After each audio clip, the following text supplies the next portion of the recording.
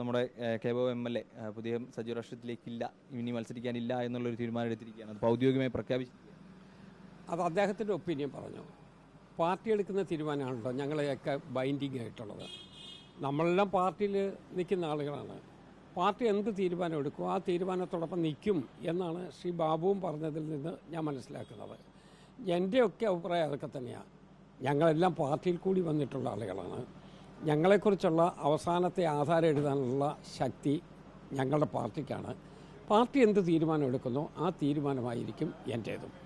അദ്ദേഹത്തിന് ഇപ്പോൾ ഒരുപക്ഷെ ആരോഗ്യ പ്രശ്നങ്ങളായിരിക്കുമോ ഈ ഒരു തീരുമാനത്തിൽ? കാരണം വീണ്ടും ഒരു അധികാരം എടുക്കുക എന്ന ലക്ഷ്യത്തോടുകൂടി ഒറ്റ UDF അല്ലെങ്കിൽ ഏക UDF എന്ന മുന്നോട്ട് പോവുകയാണ്. അപ്പോഴാണ് അദ്ദേഹം വയ്യ എന്ന് പറഞ്ഞ് പിന്മാറും.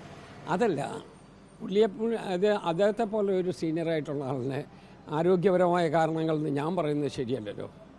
അത് അദ്ദേഹം പറയേണ്ട കാര്യം, എനിക്കത് അറിയില്ല. ഞാൻ എന്നെക്കുറിച്ച് പറയാം. പാർട്ടി എന്ത് തീരുമാനം എടുക്കുന്നോ ആ തീരുമാനത്തോടൊപ്പമായിരിക്കും ഞാൻ നിൽക്കുക.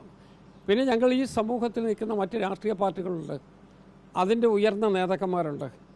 ആ പാർട്ടിയിൽ ഞങ്ങളുടെ അതേ തലമുറയിൽപ്പെട്ട ആരെങ്കിലും മറ്റ് പാർട്ടികളിൽ നിൽക്കുന്നുണ്ടെങ്കിൽ, CPM അടക്കം നിൽക്കുന്നുണ്ടെന്ന് വരികിൽ പിന്നെ ഇത് ചർച്ച വരികയില്ല.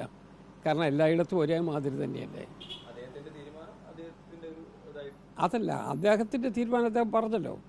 അദ്ദേഹം ആ തീരുമാനം പാർട്ടി നേതൃത്വത്തെ അറിയിക്കുകയും ചെയ്തു. പാർട്ടി പക്ഷേ ഫൈനലായിട്ടുള്ള തീരുമാനം പറഞ്ഞതായിട്ട് ഞാനിതുവരെ മനസ്സിലാക്കിയിട്ടില്ല.